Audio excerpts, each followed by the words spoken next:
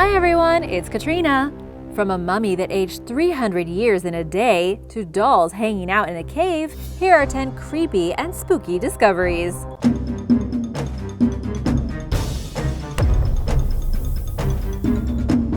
Number 10. The blackened Chinese mummy.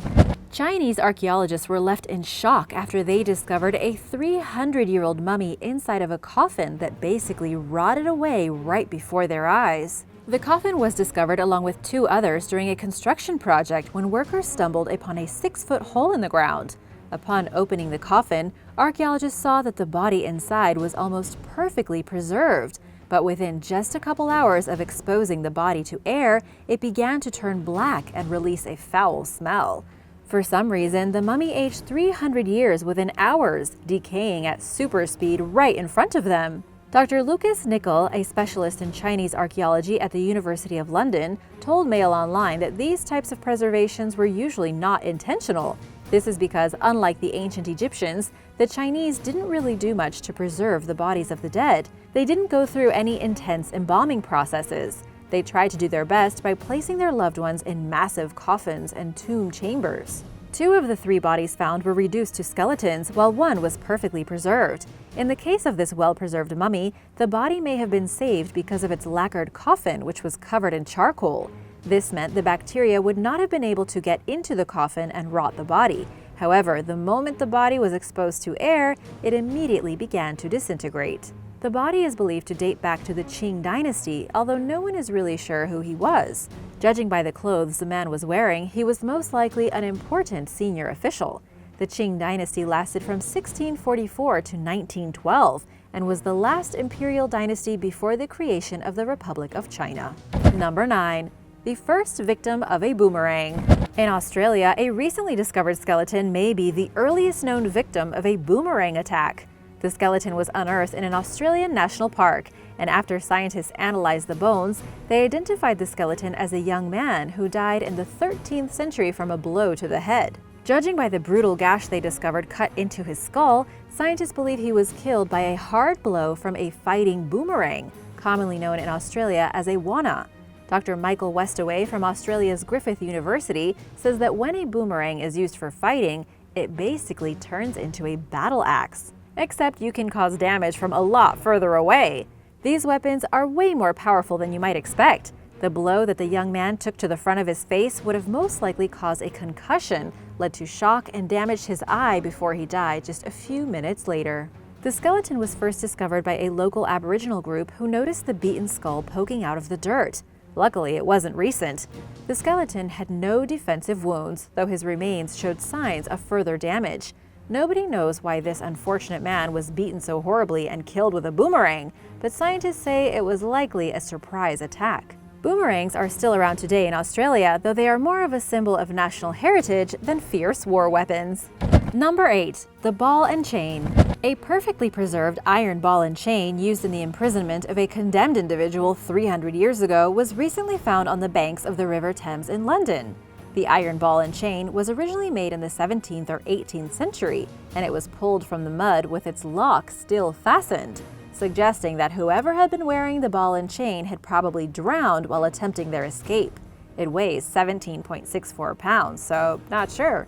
Unfortunately, we might never know what exactly happened to the prisoner. Was it a magician who was able to free himself, or did he die with his shackles? Or was this just simply thrown into the river? According to Kate Sumnall, an archaeologist with the Museum of London who examined the discovery, these types of iron devices are extremely rare. She also said that the ball and its chain were both crafted from a high-quality iron, making them extremely valuable, so it's unlikely that anyone would have left them behind on purpose, as they could have been sold for a hefty sum. Additionally, the padlock had been skillfully made, suggesting it was not the kind of padlock used in a ball and chain for a slave.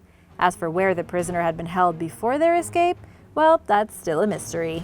Number 7. World War II Valley of Death. Archaeologists in Poland have recently exhumed the remains of numerous bodies from World War II that had previously been lost, in a place that has since been dubbed the Polish Valley of Death. Located near a small town in the northeast of Poland, the Nazis are responsible for killing as many as 2,000 people in the area. Archaeologists and historians tried to piece together what happened at this tragic site. It appears that members of the Polish underground were imprisoned by the Gestapo secret police and taken to their final resting place. But everyone in the area was affected. Included among the dead were doctors, priests, students, teachers, and businessmen. Now, excavations being done in the fields and farmlands surrounding the small Polish town have finally revealed the location of all the people who went missing. The lead archaeologist on the project, Dr. David Kobialka, says that inmates of the Germans were brought to the Valley of Death and that there were likely no witnesses to their crimes. Archaeologists used metal detectors to uncover the remains. They also found German handgun shells near many of them, confirming their suspicions. Dr. Kobialka says that it is unknown how many Poles lost their lives at the site, but they are going to try to find them one by one so they can be moved and laid to rest at the cemetery of the victims of Nazi crimes. Number 6. Floating disc. A swirling disc suddenly appeared in a river in Maine. The churning, spinning formation measured 300 feet across and made people online go crazy, comparing it to crop circles or some sort of landing strip for a UFO. Was it made by a spaceship hovering over the water? The swirling disc was actually made completely of ice. It was perfectly circular, and it definitely looked like something that a UFO would be capable of landing on. Unfortunately, or fortunately, depending on how you feel about it, experts have swiftly dismissed the swirling disc as nothing more than a chunk of river ice that had its sharp edges rounded off by hitting the shore repeatedly. This is according to Ethan Gutmann, a hydrologist at the National Center for Atmospheric Research. This guy knows his stuff, and he claims that sometimes when a block of ice breaks free and gets caught in spinning currents, it ends up hitting the hard sides of the river and turning itself into a perfectly circular disc that looks an awful lot like a UFO. While it might not be from outer space, this strange phenomenon is still incredibly rare, and even when you know what it is, it still looks a bit spooky. And now for number 5, but first, it's shout-out time! Want to say a big thank you to Meg Cohn and Oliver Rupert. Thanks so much for watching and for all of your support. If you are new here, be sure to subscribe and join the Origins Explained family. Number 5. The San Diego Giant. In 1895, shocked prospectors in California allegedly discovered the remains of a rather tall and large human. At this time in history, it seems that many people were reportedly finding giants all over the place. This one measured over 9 feet tall, and some claimed it to be the remains of an unknown race of giant men. The San Diego Giant was put on display in 1896 after being purchased by a man named Fred Rawson. He would charge people to come and view the magnificent tall man. People came from far and wide to see the giant. However, several news sources from the time reported that it was definitely a Native American man, and not an unknown race as he claimed, and that the giant actually measured 8 feet 4 inches tall, not 9 feet, but still. In 1908, the Smithsonian Museum got quite interested in the giant and came to investigate. They asked Rawson if they could take a sample of the mummy's skin, and he said yes. He had nothing to hide, and even better, he would sell it to them for $500. The scientists bought the giant and tested it, and while there were elements that were very real, such as an old shroud over the head, worn teeth and ribs, when they tested the hand, a piece of skin turned out to be gelatin. At that time, testing was not great, but the giant was declared a fraud. The museum hid the giant away, and no one has seen or heard of it since. Wonder if they still have it. Would be pretty cool if they could take out all these giant discoveries from the 1800s, even if it's just for fun. Everybody makes mistakes. Number 4. The Wheel of Torture.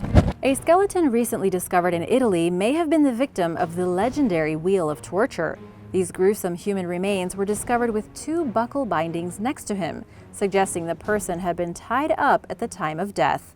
During the excavations, archaeologists discovered 56 other individuals beneath San Ambrogio Square in Milan, dating from the Roman Empire to the 16th century. At first, they thought that this poor soul had died in battle, but there were so many injuries and shattered bones that it looked like something more sinister. It looks like he had suffered one of the most painful deaths imaginable.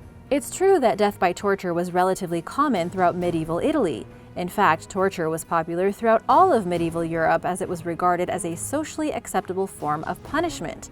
But there's a big difference between stories and archaeological proof. This poor guy did not go peacefully, let's just put it that way.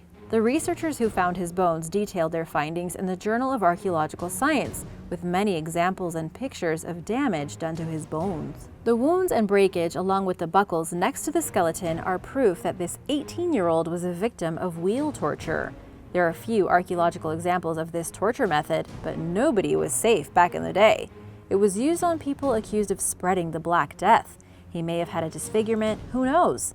This young man had buck teeth and was about 4 inches shorter than others his age, so maybe he was picked on for that. The researchers think that an angry crowd may have accused him of something. They wrote, "This case describes for the first time the remains of a victim of the wheel and underlines the importance of archaeology and anthropology in reconstructing cases of violation of human rights in the past."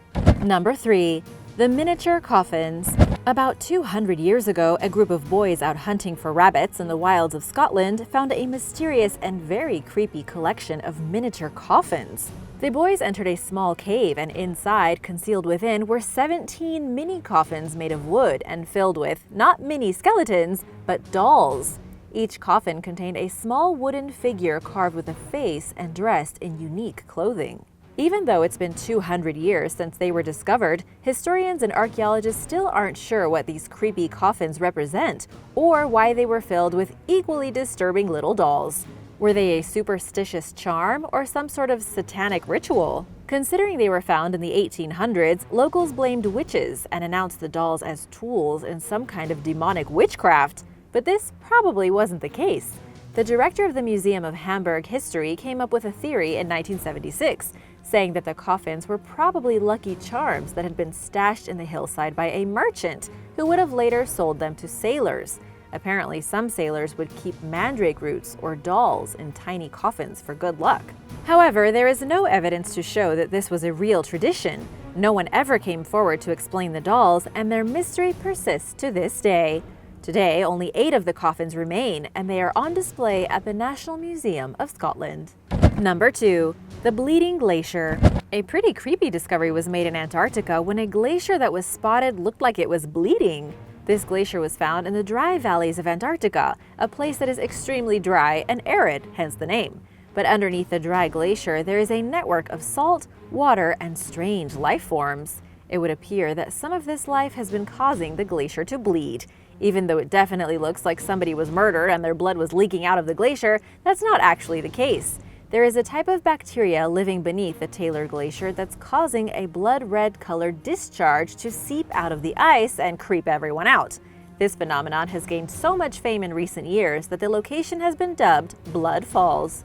The truth is that Blood Falls was actually discovered by geologists almost 100 years ago, but it wasn't until recently that the place became famous. It formed about 2 million years ago when the glacier solidified over a lake and trapped a community of microbes underneath. The ice glacier created a kind of time capsule, trapping them inside a place with no light, no free oxygen, and almost no heat. The subglacial lake then grew its salinity and iron contents, and through the years the lake has managed to flow out of the glacier, creating Blood Falls. The red color is just the salt and iron oxide from the isolated ecosystem hidden beneath it. Basically, it's a kind of creepy primordial natural ooze. You're welcome. Number 1. The Iron Maiden. The Iron Maiden is without a doubt one of the most brutal and creepy execution devices ever created. That's why the band chose the name. It was modeled after a medieval device called the Coat of Shame, or the Barrel of Shame. Initially nothing more than an iron cabinet with a hinged door at the front, inside was the scary part. It was riddled with spikes that could impale a human being. A German archaeologist in 1793 documented the first known case of an Iron Maiden actually being used.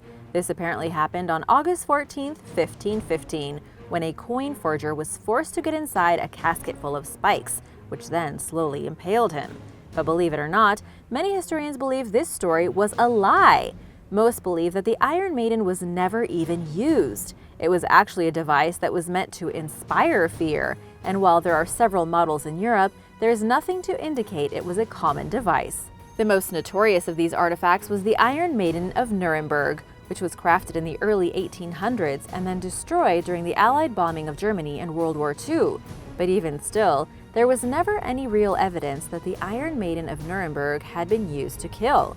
In fact, There is no evidence anywhere on Earth that an Iron Maiden was ever used to execute someone. Thanks for watching! Which of these discoveries was the creepiest? Let me know in the comments below, and don't forget to hit that subscribe button for all the latest videos.